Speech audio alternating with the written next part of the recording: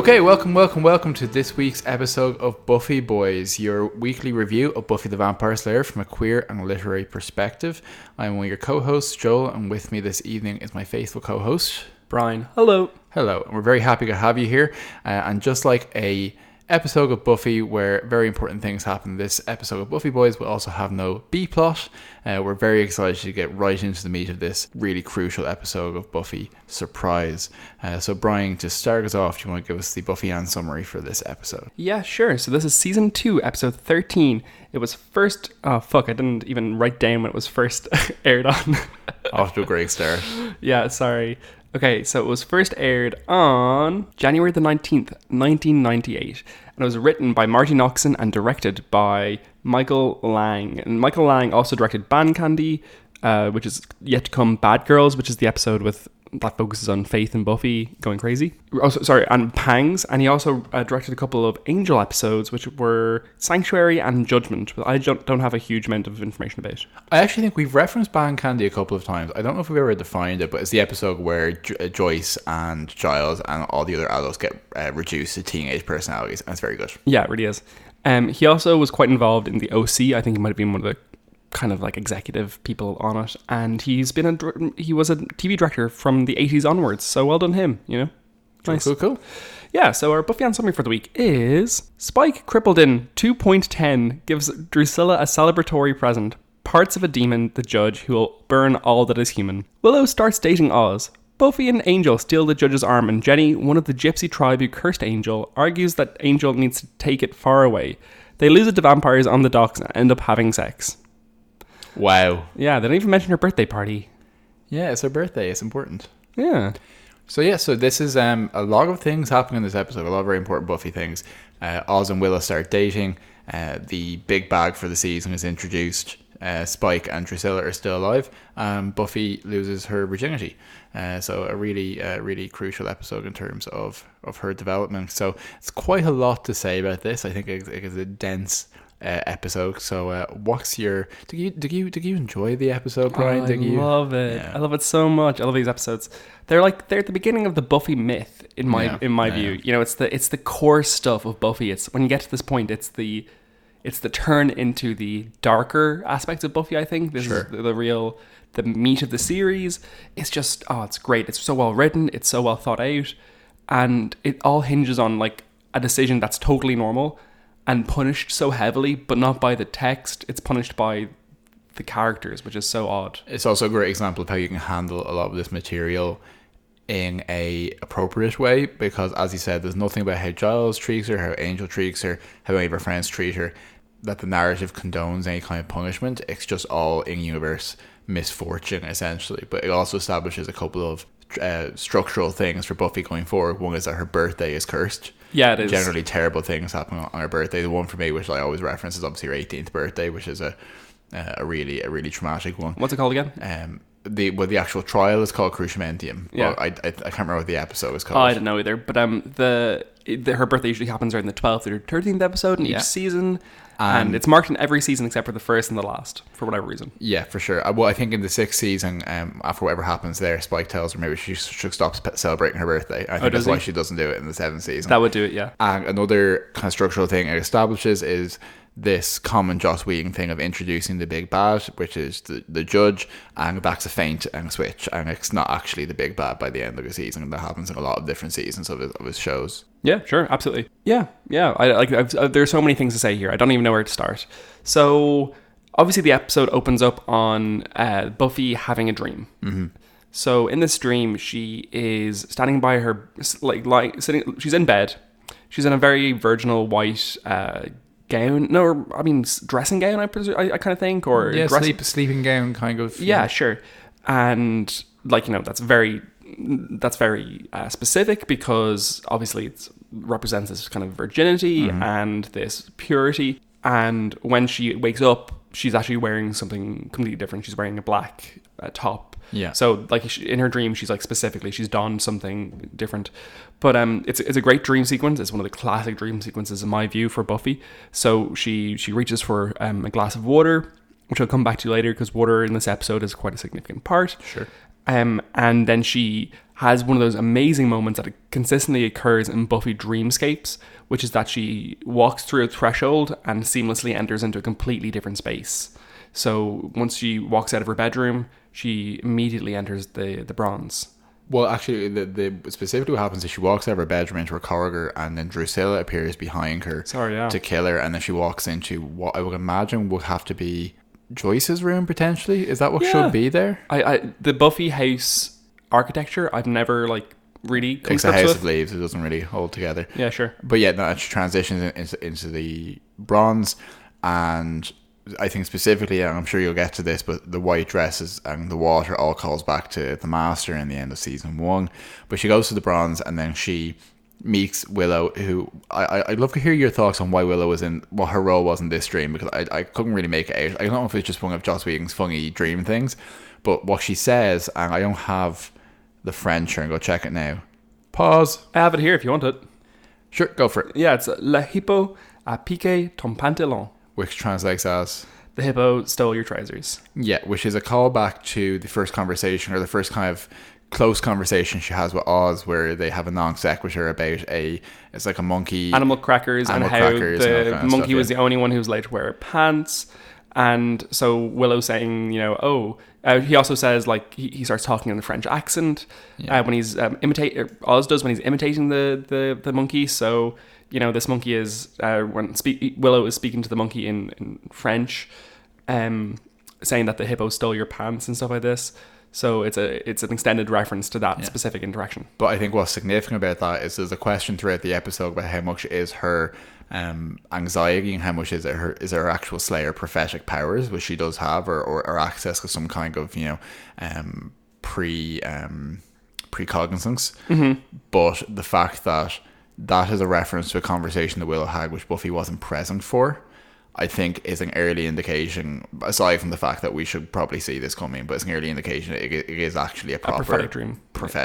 Yeah, no, I would agree with that. It also, in one thing I read noted that it's a capuchin monkey, and they're in the bronze where they often drink cappuccinos, and I was like, capuchin monkeys are probably the most visible. They're one of the more handleable monkeys, so that's probably more. And they're also the monkey that most commonly wears clothes, and that was part of the thing. Yeah, absolutely. Anyway, the least significant part of the dream. She goes on, she sees Joyce. She sure does.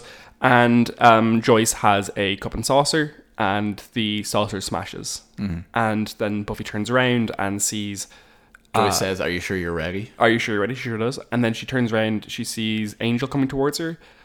From behind him turns up a vamped out Drusilla, who then stakes Angel, who very slowly dusts, while Buffy reaches her hand out to him and never quite manages to reach him. And when he dusks, what drops off his finger is a clagger ring, which he hasn't actually given her yet, but it comes up later in the episode. So yeah, and I also think it's very visually pre-reminiscent of when she stabs him at the end of the season. The way he reaches forward, which I think is a really iconic pose, when he stabbed into a statue of a Cathala in the season finale. You're totally right. It also calls forward to some degree to the body in season 5, where Dawn reaches towards Joyce's hand at the very end of the episode, and that's like the closing shot, both of which I think draw very heavily from the Michelangelo God and David pose. Mm-hmm. So it's that that potentiality in the moment of grace and all this stuff. Absolutely, that moment of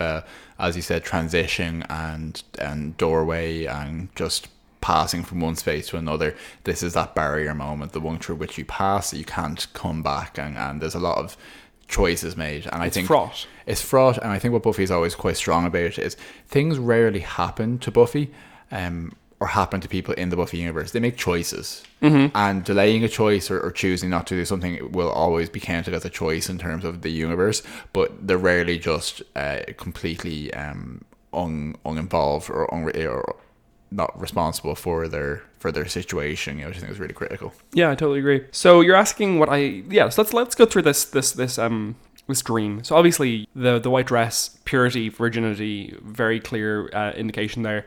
The water I will actually come back to, because that's it's a big old theme. I actually hadn't thought about it in relation to Prophecy Girl, but absolutely, Buffy is baptized in an act of death, of drowning. and that's her transition into adulthood. I would see the water symbolism in this episode as being more sexual in nature. Yeah. But, like, we'll get back to that in a second. Well, just to mention, I think one of the interesting comparisons with Prophecy Girl is that the dress she wears in Prophecy Girl is very much a debutante dress. Yes. It's a baptism or something much more young and girlish. Where I find that what the dress she wears in this episode is more of a wedding dress. It's more of an adult, a transitional, a matrimonial kind of thing. Obviously, the wedding dress, which is everyone aware, like the white is traditionally to symbolize, virginity. And something which I think is relevant is actually from a cutscene that's not actually in the episode, but there's a conversation that Giles has with Jenny where he talks about what he's aware of her relationship with Angel. She says, you should be more wary about this, and he specifically says, I'm not her father, it's not my role. And she says, but the closest thing, etc., etc. And he says that she's an adult now, or she's nearly an adult. And Jenny makes a point about she's only turning 17, not to rush her. And he says, well, most Slayers don't make their mid-20s. So their entire development emotionally and socially is always accelerated. They have to become adults much earlier. And I think that's something we've always seen as, subjectual and alluded to. But the fact that it's actually, paracanonical, I think is like really valid. It's actually just part of, that's why she is in some ways in the position she's in. No, you're right. Yeah, and it's deeply sad as well, So for my reading for this week, my homework that I did for this episode, I mainly went to Rhonda Wilcox's book Why Buffy Matters, because it's actually just a really good book. I've mentioned it tons of times on the podcast, but it's I disagree with it a bunch. I think it comes to some really stupid conclusions. It draws loads of comparisons between Buffy and Harry Potter, and it was published well before Harry Potter stopped being kind of enjoyed culturally, I think. Mm-hmm. But it ages it. Essentially, the book is really fascinating take on Buffy. It does a really smart thing where it does maybe half the book is general interpretations of Buffy, and maybe picking a theme and looking at that throughout the season or the shows, the seasons, and other parts are that. Then the second half is taking 6 different episodes from different seasons and looking at them very specifically. So the episodes she picked from this are Surprise and Innocence. Mm. So she does a really close reading, really close-ish reading of the 2 episodes. And it's actually really good. It's the essay title has 2 subtitles, which I fucking hate, but whatever. It's called Love and Loss, It's Not Over, Time, Love, and Loss in Surprise Innocence. So the amount of I couldn't decide how to even punctuate that when writing it down. What kind of inflection to use? Yeah, so it's fucking ridiculous. But it's a very good essay. What she identified, she writes lots about the dream. She writes it as being very synecdochal of Buffy's issues as a whole in this episode. And of course, it's a prophetic dream. It's absolutely synecdochal. Which she identifies the Willow interaction quite specifically as being essentially introducing male-female relations into the dream space, because the interaction that she's having with the monkey is specifically calling back to a flirtatious interaction between her and Oz. Yeah, and a light-hearted flirtatious interaction. And she also highlights that PK, which is the word that she uses there, which means stolen, also often is used as slang for dick. Oh, interesting. Yeah, so take that as you will. She also highlights the image of the saucer smashing, and obviously in this episode it has a very specific purpose in terms of it. It's there as a very specific visual identifier for Buffy to relate to. Reminder of her dreaming, all that stuff. Exactly, it's a kick. Yeah. But she also relates this to the Jewish tradition of smashing a glass at a wedding event. Mm-hmm. That kind of symbol, and the glass in that situation symbolizes the kind of the female vessel role, that's now being passed on or whatever. Mm-hmm. So, wedding ceremonies being very specific to this episode in the sense of the sexual stuff and whatever. So that's cool. Maybe exchange rings and, just a general, the sense between Angel and Buffy of a sealing of a bond. Mm-hmm. And a finalization of a bond, and obviously that, as Joss Whedon tends to, he severs that at the most critical moment. Yeah, he sure does. But yeah, Joyce's inclusion in that dream is really interesting, because she does feel like a guardian, and in this show, Joyce generally represents that person who just wants to do well by their child and just cannot, who doesn't understand the world she's in, that her child's in and can't protect her from the evils in it. And this is a situation where you kind of feel like, oh, Buffy is about to make a reasonable decision that turns out so badly. And you can feel the protective presence of Joyce within that space, and her like affectionate ribbing when they're talking in the kitchen to kind of like say that she wants to, learn how to drive a car, and it's, now, all that kind of stuff. And it's all this like very easygoing, normal child stuff, and it's just sad, Yeah, because there's a scene when it's actually a great episode for the Scooby Gang in the sense of really demonstrating them in the mix of like solving something. So they do a lot of research and they all play their part and all that. And there's a scene when they're in the library where Giles is like, okay, well, Xander, you go do this, Willow, we need to do this, etc. And Buffy asks, what do I do for the next few hours until my turn comes around? And Giles is just like, do your homework, go have dinner. And she says, oh, I'll be that Buffy. And it's very much not being able to access that thing that she's constantly trying to do, which is the normalcy and the normality. And Joyce features very heavily also in the dreams, the various dream sequences in Restless. She does. In season 4. So she's a really... Joyce exists in so many ways, often as a important thematic totem in the show, more so than a character, because she obviously doesn't take an active element in a lot of what they do, but she's always there to give really important emotional weight and symbolism to things. Yeah, she grounds things as well so often. She's there to have a conversation with, to normalize things and make your characters into children again when they are actually children, Yeah. That's good. One of the interactions I actually quite liked in this episode was Willow and Buffy talking, where Buffy was talking to Willow and very specifically saying, yeah, I think we're going to have sex, essentially. And she's saying, they call back to the very first episode where Buffy tells Willow to seize the day, and Willow tells Buffy to carpe diem, and Buffy says, you want me to seize the carp?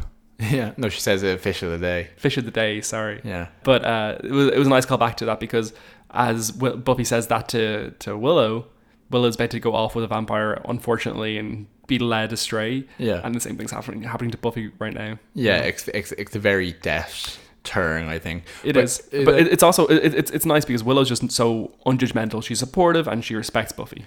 Yeah, they take the time in this episode to really hammer home that, because obviously we've talked before about and kind of call forward to this episode in that having sex is always, particularly teenagers having sex for sex the first time, is often used in genre fiction as if you have sex you will die. That's the trope essentially, and they really try to show that Buffy is not conservative, and it's not trying to put across a message of abstinence or anything like that, but it's just she really thinks through what she's doing and she really makes sure it's right for her.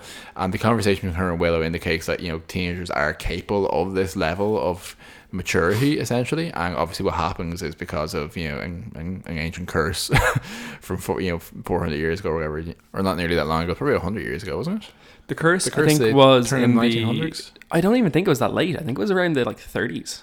20s, maybe. Interesting. Because I actually do want to talk. I know there's so much to talk about Buffy and Angel in this episode. I do want to talk a bit about Jenny as well, because I think there's some interesting stuff there. No doubt. But yeah, and I think that's good, and I think what they portray with the various relationships they focus on. There's Xander and Cordelia and trying to navigate their not quite toxic relationship, I find. And then there's introducing Oz as a male character who is not authoritative and is not faux dominant in the way that Xander is, but has a strength that is the right resonance for Willow. I do love the way they obviously decide we don't have time for 3 episodes of Oz trying to not find out about vampires. We're just going to have this scene where Buffy throws one through the window at her surprise party. She dusks him. Xander says, by the way, Oz, there's vampires in Sunnydale. You'll get over it. And he just does. And that's kind of like, sometimes it's necessary to be like, it's not interesting to see how the sausage is made on that. We can just assume it happens off screen, that they talk about it in more detail.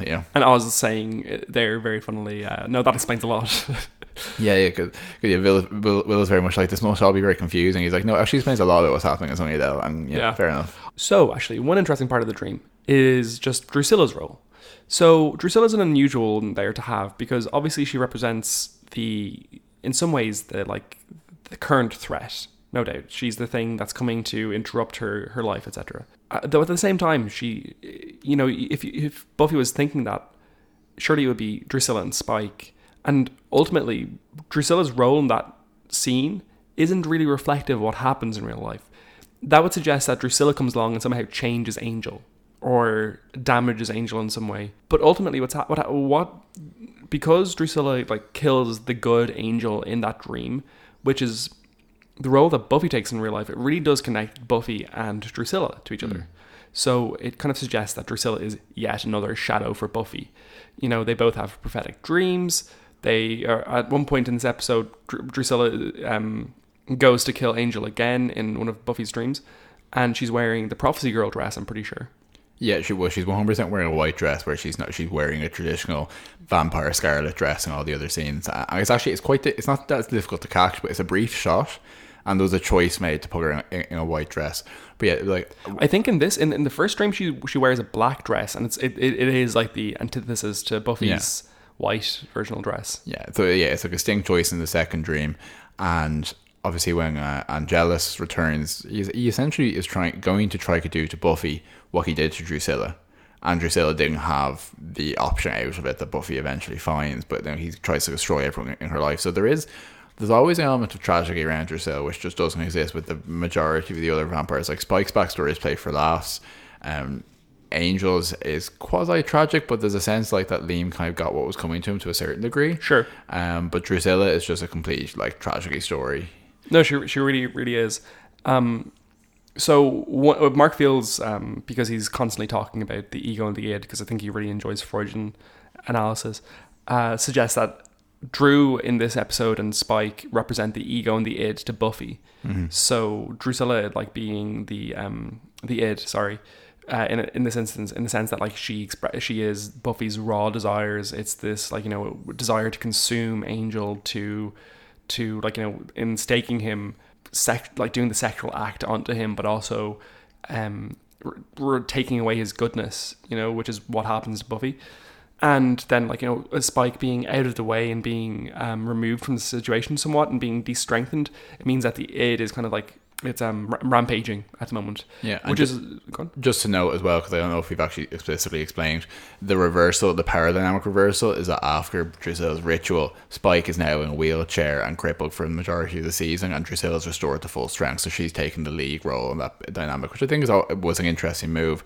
I think particularly positioning a female vampire as this threat essentially, and you know, this threat, and the whole thing is that because Drusilla isn't confined by societal norms, she may actually assemble the judge and bring about the apocalypse. And there's generally a sense that vampires talk big game about the apocalypse, but they want something of a status quo, and only really insane people really do try to end the world.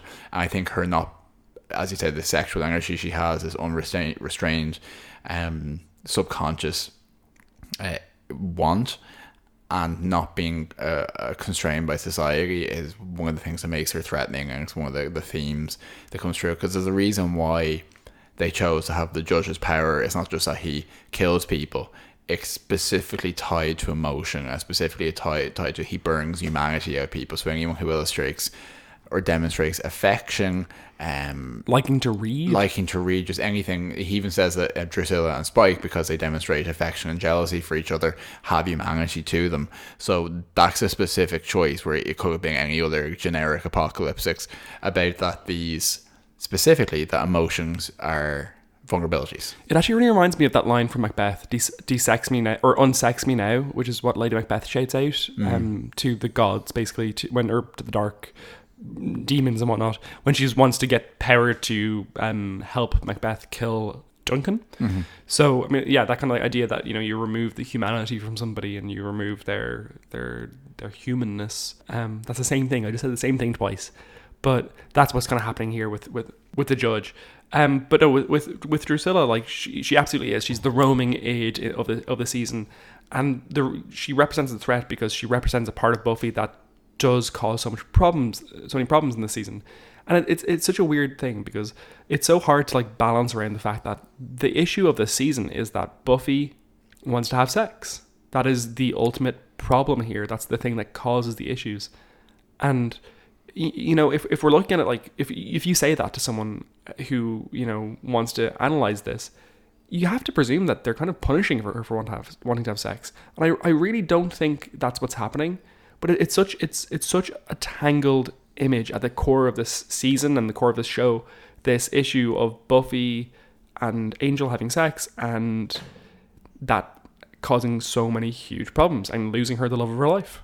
And let's 100%, and let's look at why that is so dangerous in the first place, because it is other people's choices in other situations that have made that a volatile area. And I specifically do with the fact that if there's anyone in the world who isn't familiar with this, that the issue with Angel's curse of his soul is that he's meant to suffer and the guilt for eternity of remembering and understanding emotionally how he destroyed this girl from this clan, and he was cursed by them. Actually, before I start talking about this, I specifically preemptively wanted to get to the bottom of the fact that they're a gypsy clan and whether that was an appropriate thing to say or not. And generally, from the reading I did, and kind of looking from kind of, actual sources and from kind of, spokespeople for these groups and these ethnic groups, in this context, I think it is an appropriate thing to say. The main issue is that there obviously is a specific ethnic group called Gypsies, yeah, sure. Generally derived from Romany Gypsies, but there are various offshoots in different countries. So there's Welsh Gypsies and Scottish Gypsies and so on. And in that context, so there are many people who still identify that it is actually a historically appropriate identifier, and if used in that context is appropriate. The issue arises when it's used derogatorily. Derogatorily, in a lowercase sense, and it was used as a blanket term for not just authentically and accurately gypsy people, but also for travellers and Irish travelling community and all that kind of stuff. So, and became associated with various other blanket slurs. So it's one of these ones that unfortunately doesn't have a clear-cut answer, but I actually do think my best judgment is that in this situation they are actually describing the ethnic group of people who cursed, what's his name, Angel.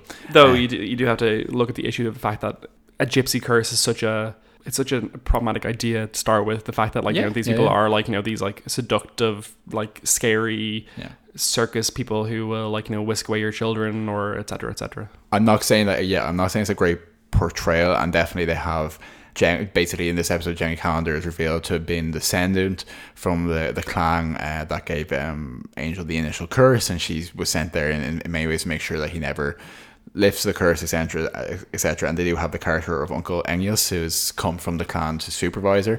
And it is a broad portrayal of a scary, superstitious gypsy curse kind of situation. But I'm comfortable enough to say that I think actually it's appropriate to use the term when describing the characters, even if we think the portrayal isn't the most flattering at times. Sure. No, yeah, I get you.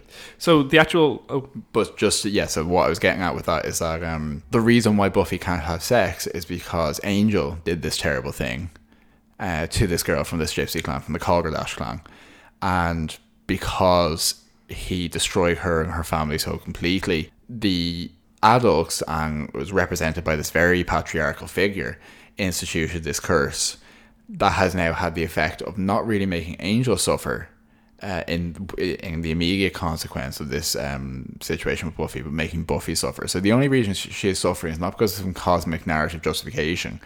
It's because of other people's decisions, and ones that arose out of kind of tragically a grief over something similar or emotionally similar happening to this girl at the time. Do you know what I mean? So are you kind of identifying her, Buffy's fate here, as being similar to kind of the first Slayer, say, in the sense that she's a pawn, an unfortunate pawn in the machinations of people who are trying to control the things around them?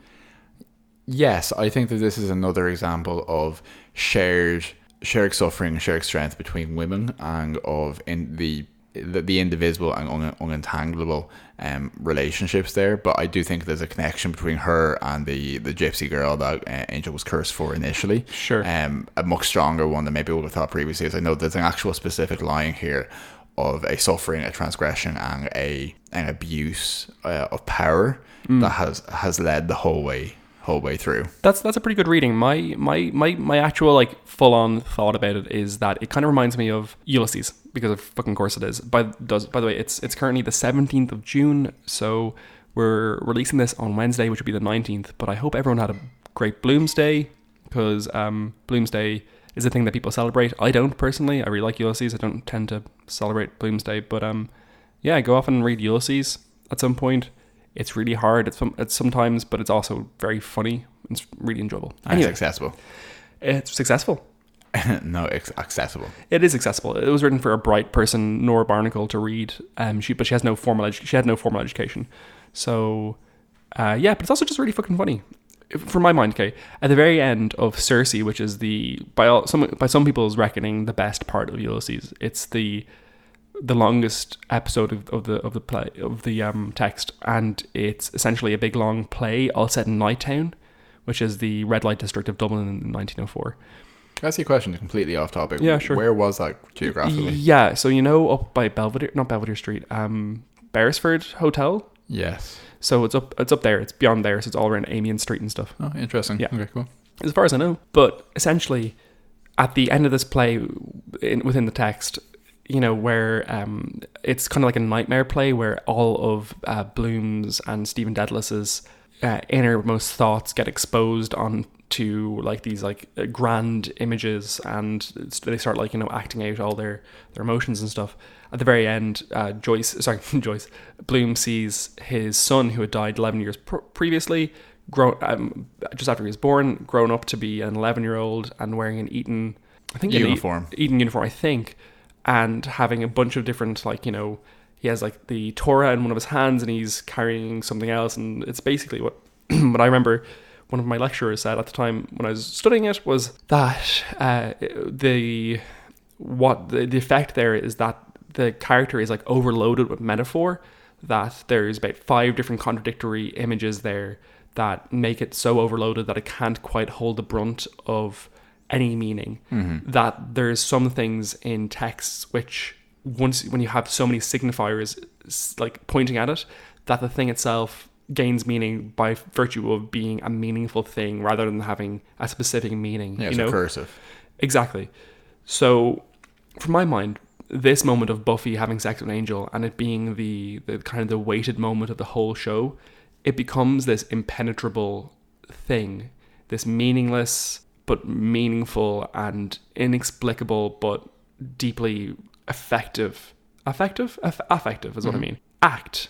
It's a thing that everyone does, and it's a thing that Buffy absolutely should do in some ways, but it's also deeply punished. It becomes further complicated when Angel comes back. It's a really interesting little knot. It's a Gordian knot. Yeah, and it's much more significant in some ways for how significant it is, which is essentially what you're saying. You can't reach it. You can't. You half and half and half of the distance, but you can't actually reach the significance of the moment as much as you are passing through this kind of Elysian field of how people feel about the moment and how it defines other things, and how right into the 5th season of Angel, which I think might be the 5th season that Willow appears in. Actually, has to give Angel's soul back, or there's a recourse of this again where they have to take Angel's soul and then Willow has to restore it again. But I don't think Alison Hannigan shows up in Willow after in Angel after Buffy is finished, does she? It might not be the 5th season, it might be the 4th season. Yeah, that would make sense. It's the season, yeah, it's the because season. I think it's in season 7 of Buffy, Willow has to step out for an episode, doesn't she? Yeah, so it's the season that has Jasmine in it specifically. But anyway, my point is those interactions are still defined by the 15-second sequence we have of that. It signifies them having sex in this episode well into the future of the show. There's nothing else that happens in Buffy that is as structurally or that bears as much weight, is as load bearing as this. Yep, I'd agree. No, absolutely.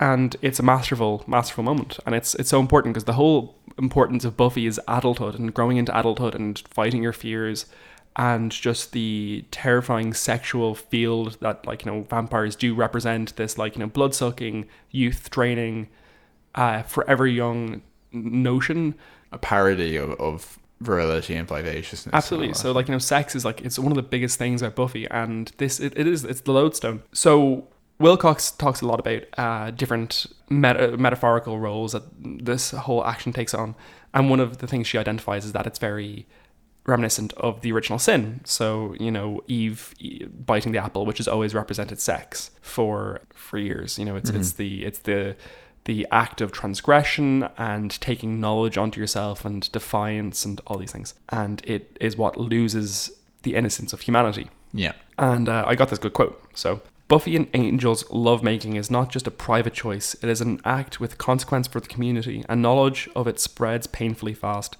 The eating of the apple expels us all from the garden. And that's the truth of the situation for Buffy, is that like her mother soon finds out about this because Angel goes and tells her. I think it might be in the next episode, but it's pretty soon anyway. And even during this episode, people are constantly, even when they're not about to have sex, because it really is not a spur of the moment decision, but it's not extensively premeditated, and yet people keep referring to it. Xander does, Giles does, there's just allusions to it that's like, it's invasive. There's a sense of, that Buffy doesn't own her own life. Absolutely. And realistically, the ultimate expression of what Buffy has done here is the fact that Jenny Calendar is soon to be murdered by Angelus, Mm-hmm. So yeah, no, it's absolutely the case that, it does represent a fall from grace and from innocence. And from this moment on, the show is never as light as it is in the moments of Buffy saying, "Oh, you all did this for my birthday," Yeah, it's a real, you can't take a picture, this is already gone moment, but it's like you have them all being friends. You have this moment. I had this moment where Buffy and Angel were on the gantry in Drew and Spike's hideout, and they were trying to investigate, and Angel's about to go and take the judge's arm and go to Nepal, and that's going to be 3 months or whatever. And there's this moment where it's like, this could just be the next 9 seasons of this show, Angel and Buffy hanging out, solving crimes, etc. And I feel like that's written in that way in some ways to represent, okay, this is not what we get to have. Do you know what I mean? This is not the future. This is the other thing that happens instead. And Buffy never really recovers from it. Buffy never, I don't think that she is a traumatized character in that way. I don't think that I don't think she's waiting for her husband to return from hell. But she never loves anyone the way that she loved Angel. And that's the text kind of even plays with that in season 7 when she's talking to Spike and she's like, "I love you," and he's like, "No, you don't, but thank you anyway." Yeah. And it's true. And she doesn't fucking love Riley, certainly. No. And I don't think... Oftentimes people will tell you things like, "Oh, this character never loved anyone as much as this," and they tell you what they feel. But with Buffy, it's true. With Buffy, it is 100% something you truly feel in her character, that this was when she loved someone, and it just didn't happen again. Well, some of the most heartbreaking stuff in this episode is when the Buffy and Angel theme plays, the nice little piano bits, when they're making it and stuff, which is really cool. One of the things actually that Wilcox notes about this episode is that it's temporally quite weird. So with the titles, first of all, Surprise Innocence, you would think that, surprise would come second. First she's innocent, and then secondly she gets surprised because Angel comes back. Angelus. And Angelus comes back, sorry. And she obviously says to Angel for her birthday what she wants is surprise me. Yeah, and it's all about a surprise party and stuff. One of the things that Whedon said about the second episode is that innocence is something that can only be appreciated after it's lost. So that's kind of the idea there, is that Buffy's innocence becomes apparent in that she's lost it, and it's not because of sex, it's because of the person who Angel becomes. You can never be present in innocence. You can never have a moment where you feel like, "Oh, I'm currently innocent." Innocence is always in the retrospective. Sure. And one of the weird chronological stuff that happens in these two episodes, in the next episode they actually show them having sex to some degree. Yeah. Whereas in this episode, you don't really see that, and there's some weird twisty turny things there, which is quite interesting. And not least the fact that when he wakes up and I always felt like, and maybe this is in the next episode, the actual moment where he loses his soul, I feel like you see that, but you don't see that in this episode. There's a shot of him and a bright light or something. Yeah, or something like that. But he wakes up and he's obviously racked with pain from losing his soul, stumbles out shirtless, and then when he gets outside he's fully dressed and has his boots fully laced up, and it's very much he definitely didn't stop putting his socks while this was happening. And then do vampires wear socks? If they're not, they're awful freaks. I hate people who don't wear socks. But imagine wearing Paul no doesn't socks. Wear socks. Well, maybe he's a vampire. Yeah, that would explain a lot. Agreed. So just to talk around a little bit about some of the other aspects of the episode, the judge I think is quite interesting. Yeah, I was actually thinking what does the judge represent? Because obviously, for one thing, he's played by the same guy who played Luke in the first episode in season 1. Yeah, so Luke being the head vampire who is meant to be doing the harvest, be the vessel for the harvest, and he is meant to channel the Master's power. He also, we know at the time, had some very physically dominant interactions with Buffy. There was a real kind of like male aggressor, which you don't like. A lot of the vampire extras in Buffy are real like weaklings, like they're nerds. Yeah, they can be. But he was a specifically like an aggressive kind of like sturdy guy, sturdy kind of alpha character. Interestingly for me, the first unless I correct myself, the first humanoid demon to be introduced, because all the other characters have either been vampires or snake monsters. The only thing I can think of is Malcolm was humanoidish. Kind of, but he also was like a computer virus robot. Yeah, true. But this is like this traditional, like he looks like the Hoffring, he looks like Clem, he looks like a lot of the other Lorne in Angels, just that kind of traditional horns and coloration. Ugly boy plus colour, yeah. Ugly boy plus colour, 100%.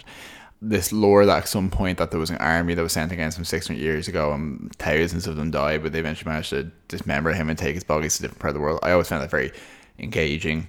And I specifically remember this whole thing about Dalton, who's the vampire, the bookish vampire who loves to read. That's a really evocative image for me as well, that he gets burnt up because he loves books so much that he's not really a vampire, basically. Was that very scary for you as a child? I don't know, there's just something about it where it was just weirdly icky. I don't know why I didn't like it. But what does he represent? So the judge, like, you know, what's his narrative role here? Is he just supposed to be this like kind of like unstoppable force? Is he supposed to represent? I think he's meant to be a red herring in one sense. Okay. And he, you know, from a purely story point of view, purely plot point of view, he is set up for us to assume that they're going to spend the next however many 7-8 episodes figuring out how to kill him. And to direct your attention away from the Angel stuff, so it's as shocking as possible. I do think that specifically something Angel says about him is he was born to separate the righteous from the wicked and burn down the righteous. And that says one thing, that's morality. And it's virtue, and it introduces a morality that isn't often in Buffy. They don't usually focus on good people versus evil people, but for this, you know, in such explicit moral terms, and for this they're introducing this very, and I think significantly a demon who would have been involved. It was kind of Crusades, early Christianity time, and all that. So if you're going to have your Gargan Vegan imagery, you have this very this parody of a kind of a crusader coming to kind of strike down people, and then the question becomes is who is the virtuous and who is the wicked, you know. So you see him as a reflection of, like, say, you know, the crusaders going off to, you know, introduce morality into the East, and this guy coming back and saying, you know, actually, yes, I'm introducing morality to the East. I'm destroying the good. Or whatever. Yeah, I think so. I think it's to ramp up just with the just ramp up the threat as well, because you do have the Scoobies trying to, you know, a lot of the great emotional issues in the show, if you think about them, have often been structured around an enemy that Buffy can't just kill. Yeah, sure. Things like, you know, the gift is presaged by them literally fleeing to some weird ramshackle set that's supposedly out in the desert away from town because they can't get away from her. Angel obviously becoming, or Angelus being very difficult to kill, and the mayor literally being immortal. Like this has to be introduced to make it feel like a threat, and then your emotional investment is there as well. So I think that's his main function. I think he is supporting the genre part of the show. Sure. Is this, do we have an Apocalypse watch going on? Because this is Apocalypse number 2, right? Yes. I can't think of anything else we have interacted with which would serve as a genuine Apocalypse. Nice. Okay, well, we should have an Apocalypse watch going on, I think. So absolutely. This is number 2. Yeah, because there's actually 2 in this season. At least, yeah. But no, if you think everything else beforehand has been real kind of like small fry, I think.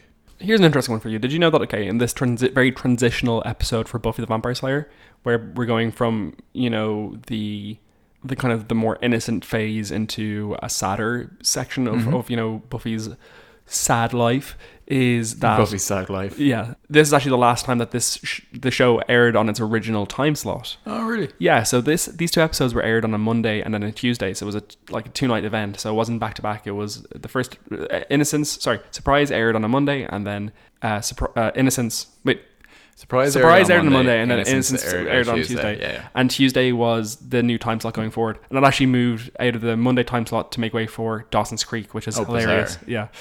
So similar shows, yeah. Absolutely. Apparently, Jillian Calendar's role had, like, originally written, had nothing to do with the Romany people. Yeah. She just, like, that was just kind of done to explain the curse further, essentially.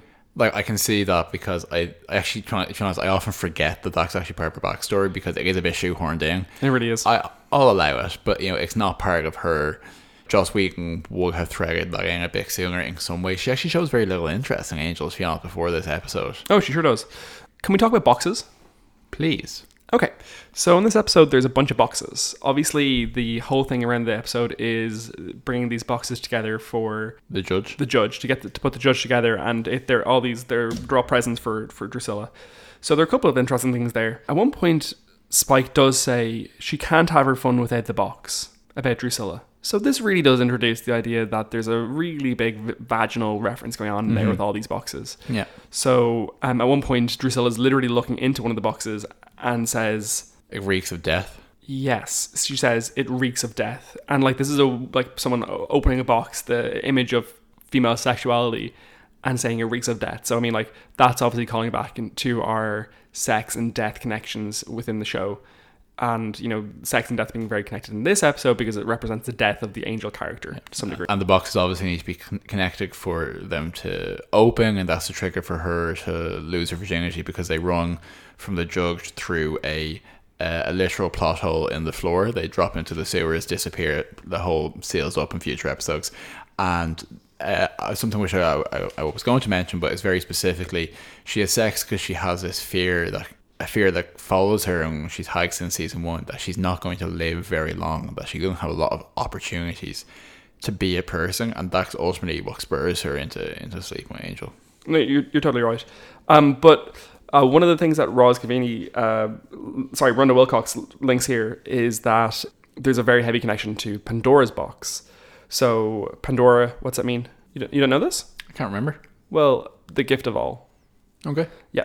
You know, it's the whole idea of like opening the box representing the sexual feelings of a woman, and, you know, also representing like chaos and disaster, and it's very Eden-esque image to start with. Also then, if you're like following through with the Pandora idea there, what's left in Pandora's box at the end once all the chaos has been left out? Hope. Yeah. So what does Buffy find in the box in the next episode? I actually don't remember. Buffy opens a box that Xander brings her, and she gets a bazooka. I'm sure that's what the Greek writers intended. Yeah, exactly it.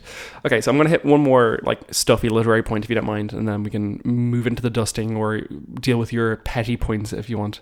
So I would like to point out that I've made it the entire way through this episode so far, and I haven't made one joke about Buffy the Vampire Slayer. So, oh my god, yeah, that's the best thing I've ever heard.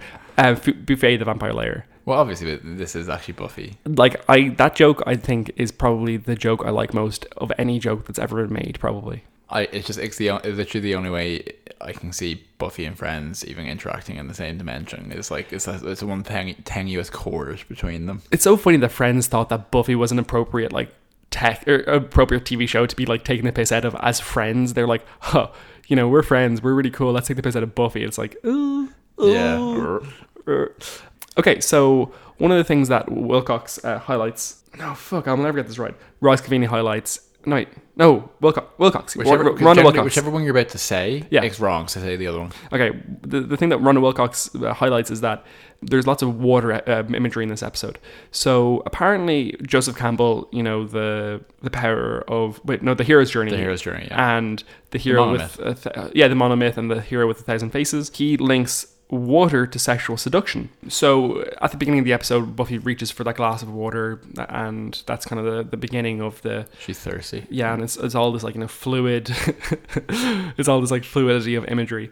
And then later on in the episode, Buffy and Angel are by the dock on the water's edge, and they plunge headfirst into this like, you know, all-consuming, tainting kind of thing. Mm-hmm. So that's obviously a clear image in itself.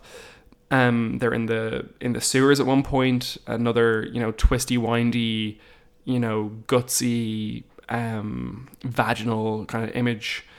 Very reminiscent intestinal, very very reminiscent of Alien. One of my favorite things that I've ever read about Alien is that Alien, the Nostromo, represents like bowels. That it's like, you know, this kind of like disgusting, scary thing from inside you, you know, that's made to explode and destroy you. But most importantly, you get the rain imagery. at the end of the episode, or at the end of the episode, where where Angel runs out into the rain and has his soul washed away. So where Buffy was baptized into adulthood, Angel has had his soul washed away. It's a really stunning like reversal of that imagery in the end of season 1. It also, of course, the whole like framing of them, the scene of them in his apartment is really, really reminiscent of all the stuff in Angel, the episode Angel. The episode Angel, yeah. Yeah. So, like, you know, they're running away from vampires, they get caught in the rain, and they run back to somewhere. And in the first part, it's into Buffy's bedroom, and this time it's into Angel's apartment. There's lots of stuff about, like, you know, turning around while the other person changes, and there's lots of shadows going across faces. But yeah, no, they're very, very linked scenes. It's really masterfully shot. And they make a specific visual choice that they place a window in Angel's apartment. Such an odd thing. No, but there's a reason for it, because they've always made it clear that he lives in a box on the ground because he's a vampire. But they have a window here that is big enough for her to be completely shadowed by rain falling on the window while they have sex. And yes, it's beautiful imagery. It is beautiful, and I don't know if it's just me, but you know, all the other death and tragedy. So I always thought that Angel's bed in that rain looked like the most comfortable place in the world. Do you know what I mean? I think there's a reason why people remember this scene. It's like it just seems like it's such a safe box away from everything else. Yeah. You're not wrong. At the same time, why the fuck does a vampire have a fucking window in his apartment? Isn't that like insane? He's just gonna get burned to pieces. He's just a thrill seeker. He sure is. Yeah, I think that's kind of all my stuff. So 2 out of 10, we say overall, or? Well, we have other things. We have other things to deal with. No. First of all, we need to talk about. Funny. Oh, are you? Well, I'm tempting. First of all, we have to talk about Willow's purple hat. Yeah, so I keep returning to this hat because she has a whole wardrobe full of them, but it's this awful pencil topper looking thing where the way it frames her hair, it looks like if she pulled the hat off, the hair would come with it, and she would be completely bald underneath. And it's the hat she's wearing while she tries to ask her out on a date, and later on she's wearing a big fluffy jumper that has like a pixelated dog on it. Yeah, a Scotland Terrier. Sure. Cordelia, in terms of fashion, is wearing a lot of incredibly high necked, thick polo. What are those called? Turtleneck, yeah, but it basically goes up to her chin. Like, yeah, sure. It's not flattering. It's choice. Completely cooks off her quite nice neck. We've talked a lot about, you know, Buffy's dresses and what she's wearing in her dreams, and what Drusilla's wearing and stuff as well. Important to note. Yeah, I did have a moment where I kind of looked at all the vampires, because they gathered all the vampires together, and they had, you know, the well decked out ones who are wearing the, you know, Vampire the Masquerade kind of like flowing stuff or whatever, and then they just had some guys who looked like they come from the stock market. There was one guy just wearing a really big white tie that didn't fit him, and like a leather jacket, and they, you know, obviously they have to turn people from wherever, but they don't look like vampires. They look like dweebs. They sure do. But I also think when you know, Drusilla's there with her painted black nails and her flowing red dress, kind of like dancing lazily to some like softcore goth music, and it's like these people would be really insufferable in real life. Oh yeah, they'd be the absolute worst. They're drinking, they're having a party and drinking blood ladled from like a, you know, big carafe, but it's quite clearly just like cranberry juice, like really clearly. They don't even do like a stunned shot of a thick liquid and then switch to something else. It's just cranberry juice. They couldn't even be bothered putting a bit of cornstarch in there. Yeah, exactly. And the other thing I mentioned in terms of if we're drifting towards Buffy Bits, a really sad and small moment is where they do a round robin calling home to tell their parents that they will be quote unquote staying with someone else. And Xander calls. He's like, "Hi, Mom," and he's like, "It's Xander." Yeah, and I'm almost certain he has no siblings. I don't think he has any siblings, so no, that's not good. He's a very tragic individual. Yeah. Another nice Buffy bit. At one point, Giles says, "Discretion is the better part of valor," which is another Shakespeare reference. It's a reference to Henry IV. Mm-hmm. Just, you know, Joss Whedon with his Shakespeare. Absolutely, yeah. And there's a whole scene with Giles being like, "What's your plan? You have no plan." And Buffy lays out this really specific plan. He's like, "That's actually a really good plan." And once again, she's actually just naturally very talented at doing this. It's not mystical. She's just a very strategically minded person, because we see other Slayers who don't have that capacity. So the reason why she continues to be the Slayer particularly in season 7, is she has natural leadership qualities that like surpass her mystically given skills. No, you're totally right. One of the things we haven't touched on in this episode, but I think we probably will in the next one, because there isn't actually a lot of pop culture references in this episode, funnily enough. No time for it. Yeah, there isn't any time for it, but there's a huge Faust element in this whole episode, and just the whole angel thing is, 1 minute of Brian, happiness. What? We cannot claim the Faust as a pop culture reference. Oh. It was written in 1602, I think. Well, one of the Faust was written in 1602. Well, the one that people remember. Goethe's Faust is more widely remembered, I think. Anyway. Oh, actually, one more water imagery we can look out for in the next episode is that after the judge is killed, sprinklers go off and wash away everything in the mall. So. Oh, interesting. Yeah. And the judge is... we can talk more about the judge in the next episode, but he's very similar to the character of the Beast in Angel. Yeah, sure. In terms of an unstoppable creature, can't be harmed by human weapons, and it's actually a distraction for a different villain. And interestingly, I noticed there that the episode in Angel where Angel loses his soul and gets it back again in the TV show is called Orpheus. Oh, okay. Yeah, so there's a continuing kind of Greek mythological thing coming through here. No doubt. So I think maybe that's it for us. Yeah, do you want to do... so what? How many deaths are there in this episode? Yeah, 100%. So Dalton, who is the bookish vampire, gets his humanity burnt out of him by the judge. Gets burnt out of his eyes and his ears. Sure does. Gross. And 2 vampires dusted by Buffy when she interrupts their... stealing out the box. Yeah, which I think it was a really confusing scene, because she specifically had the scene beforehand where Jenny's approached by her uncle and told to make sure that Angel never has a minute of happiness and to drive Buffy away from her. And then she's like, "Hey Buffy, I see you're still in school. Jaws took us a change of plan. Let me drive you in your car." And then in my car, and then Buffy's like, "We're not going the way I thought we would go." And I'm like, it's constructed like she's going to take her somewhere or do something sinister to her. But as the scene plays out, they've clearly parked outside the Bronze. Yeah. So was she actually going to try and drive her out of town or something? It was a weird scene. It really was. But yeah, actually low on the deaths. It is low on the deaths. Okay, well, what's your rating out of 10? I have mine written down. Do you have yours written down? I have it written in my brain. Okay, that's not the same as writing something down. It's the opposite of writing something down. But it's okay. I'll believe you. You go ahead first. I'm going very ostentatiously right now. 0-1 out of 0-1. 10 out of 10 Claddagh rings. Claddagh rings out of 10. Yeah. Actually, is that a fashion note? Can we talk about, like, is Claddagh fashion? That my people, like, Angel, stop talking and saying my people. Like, they're not pronounced Claddagh. We need to talk about the Claddagh thing next time, because it is a specific element, but it's meant to be like allude to the fact that we find out he's Irish essentially. But yeah, anyway, look, 10 out of 10 Claddagh rings out of 10. 10 out of 10 Claddagh rings out of 10. Yeah, that's what you're giving it. That's what I'm giving it. Yeah, 100%. Yeah, I totally agree. It's the Buffy text. Yeah. It is as I said, entirely anecdotal. Buffy can be unpacked fractally from this episode into everything it ever is and ever will be. I totally agree. It's Joss Whedon's favorite episode. I'll give it 10 out of 10 all night keggers out of 10. Willow and her all night keggers and her park. Actually, my other one was I was tempted by was 10 out of 10 blood bellies out of 10.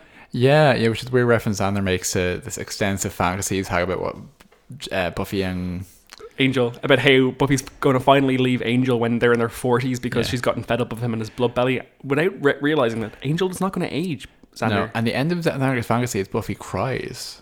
Yeah, that sounds about right though for Xander. But I did appreciate that when Willow said makes that awful joke about going to keggers, and she's like, "What? Only Xander can make dumb jokes?" It's like, yeah, that's from a feminist point of view. That's a good point. Like, he doesn't have to be the only person who like has this whole stupid energy. Yeah, you're right. Because she's a computer genius. She understands web and psychs.